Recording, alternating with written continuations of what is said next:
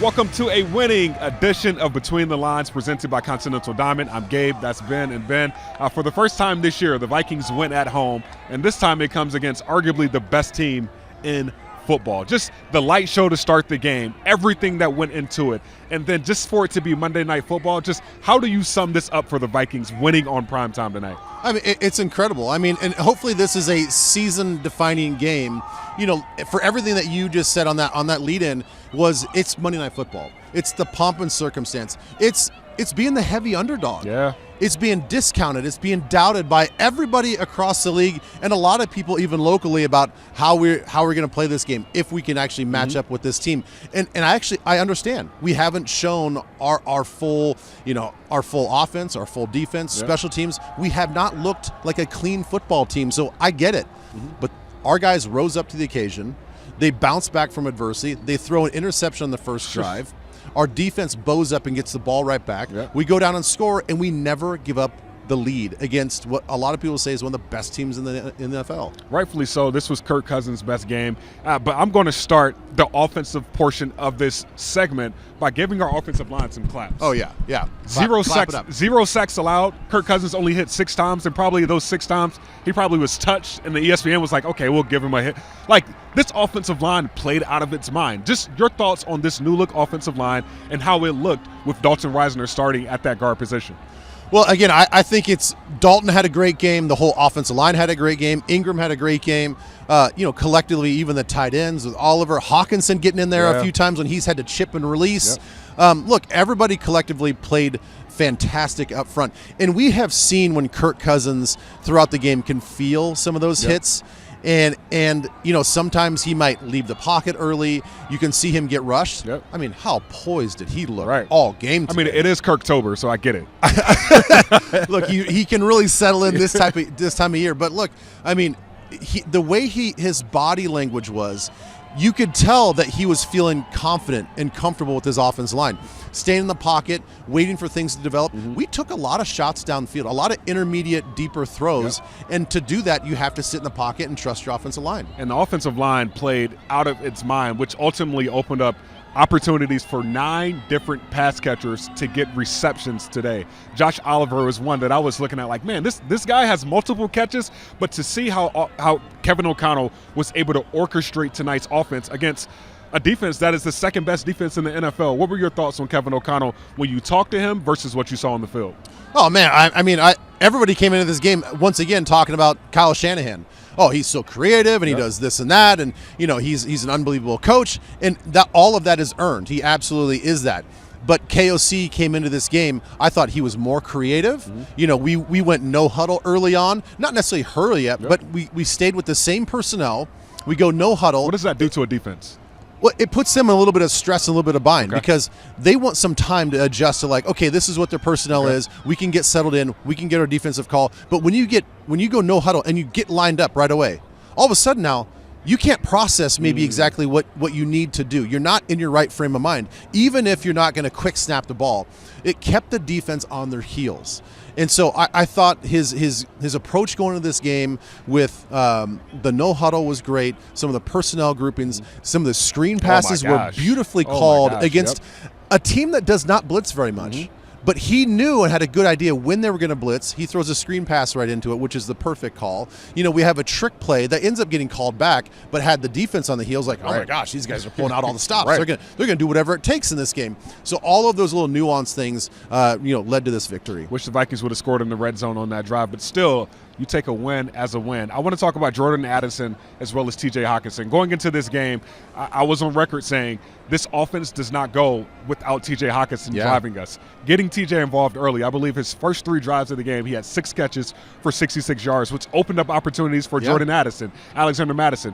What does T.J. mean to this team? Man, I tell you what, he's caught a lot of flack. I mean, and I think me included, talking about some of the drops that I think are tough catches, but when you're the highest paid tight end in the league, you got to start making some of those catches. So that contract comes with a big responsibility and big expectations, and I didn't feel like he was living up to those. Tonight, he absolutely lived up to it. That was another sneaky storyline, was the battle between the two Iowa tight ends, he and Kittle. Good friends, very successful. Which one's going to have the better game? TJ stepped up, and he battled through, an injury, it looked like, got rolled up on a couple times. I don't know if it was a toe or an ankle, but he goes out, comes back in. He was a big-time blocker on some of those, quick swing passes and screen passes as well. So he made his presence known, not only just catching the ball, but actually going downfield blocking as well. Jordan Addison, from his first target of the game that pretty much got snatched away from him, turned into an interception, to him scoring his final touchdown, which I think he had over 100 receiving yards, 2 touchdowns today. Just what were your thoughts on just his, progression since Justin Jefferson has been out these past couple of weeks? He's hardened, man. Like he's become a hardened player. He's developing that mental toughness that it takes to play in this game for 4 quarters. That interception that was thrown in the first drive, I believe that was on him. He's got to go out and snatch that ball. He can't try to cradle that catch. He's got to put his arms out and get that ball. I put that interception on him. I don't know how he feels about it, but then he comes back late in the game, in the second quarter, and snatches the ball away from Ward for that 60-yard touchdown at the end of the first half. So, he's showing this mental toughness and this resilience, and that's what it takes to be great. That's what it takes to be great in this league. You know who was great, or what was great today? Our defense. This was a San Francisco 49ers team that came into this game as the second best run offense in the NFL, averaging almost 150 rushing yards a game. They had 0 rushing yards in the third quarter, 65 total rushing yards this entire game. When you look at this Brian Flores-led run defense, what were your thoughts on their performance tonight? It's the best performance they've had all season long, and that I think has been our Achilles heel on defense. I know that we can pressure. I know that he calls a great game with some of these disguise and drops into coverage. He keeps offenses really on their heels. But where we get hurt is being too porous in the run game. Tonight, they bowed up. They had a different approach. They saw what the Cleveland Browns did, and they tried to match that and emulate that, and that means attacking half a player, picking your gap side and getting penetration up the field, and not only that, getting off of blocks. I thought Jonathan Bullard played an outstanding game. Maybe some of the things don't show up in the stat books, but Dean Lowry had a good game. I thought Harrison Phillips had a good game. DJ Wanham. He's a beast on the outside. There's not a tight end out there that can consistently block him. And they had 2 guys, and he beat them for a 2-yard tackle for loss. So I thought that our guys really, really responded, and I like this new style, this new attacking style to our defensive line. Speaking of that new style, I feel like every single Sunday we see a different style of defense when it comes to personnel. To start off the game tonight, the Vikings started with 5 or 6 defensive linemen and then 1 linebacker, and then Josh Metellus, who's a safety on the roster, was that linebacker. What does that do for stopping the run when you have all those defensive linemen and 1 linebacker and then have a speed guy that's pretty much playing in the box or at the second level? Yeah, it's sort of like a big dime approach, right, where you've got 1 linebacker in there. And now I think it really confuses the offenses, because a lot of times they look at the safeties. Like if it's a 2 high safety shell, maybe they can run the ball. If they sneak a guy in and it's single high safety, maybe they have to throw the ball. But now we're just sort of this mishmash of personnel. Well, we've got 5 defensive linemen. Is that good for a quick screen out to the outside? But they've also got a roving Josh Metellus that plays like a strong safety. So it really confuses, I think, what offensive coordinators feel like they can do. Defensively, people went into this game talking about Harrison Smith, and they left talking about Cam Bynum. Cam Bynum, we just seen this guy grow up literally right under our nose. Just his story, being from the Philippines, being drafted late, working his way on the roster. The Vikings have drafted a safety every single draft since he's been here, to him making these big plays in Sunday Night Football. What are your thoughts on just that story alone? I love that dude, man. He's one of those guys that I think the defense and the organization can feed off of. Another good feel-good story that we have with the Vikings, Metellus, is obviously another one, and his star keeps ascending. But what Cam Bynum does, again, we talk about doubt for this team coming into this game. He's been doubted his whole life. He's been doubted since he was, playing high school football in Southern California.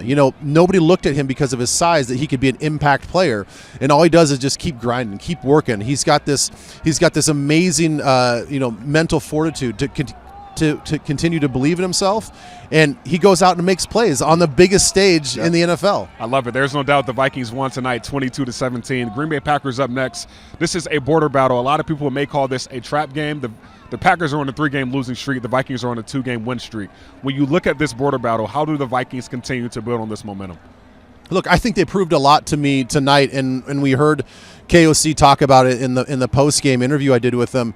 This team really, truly believes in itself. And they have a really strong mental mindset that they realize early in the season they gave a lot of games away, at least a lot of opportunities away to win games. So they know it's the responsibilities on them. So they still believe in themselves. They believed in themselves tonight, and it showed that when they don't turn the ball over, and they can be on the plus side of the turnover margin. They have very little penalties. Yeah. They control the line of scrimmage like they know that they believe that they can. This is a different looking team. So I think they're going to bounce back after a short week. I think they're going to get rid of this good feeling in the mouth and get right back to work on Wednesday. And I'm feeling really good about our team in Green Bay.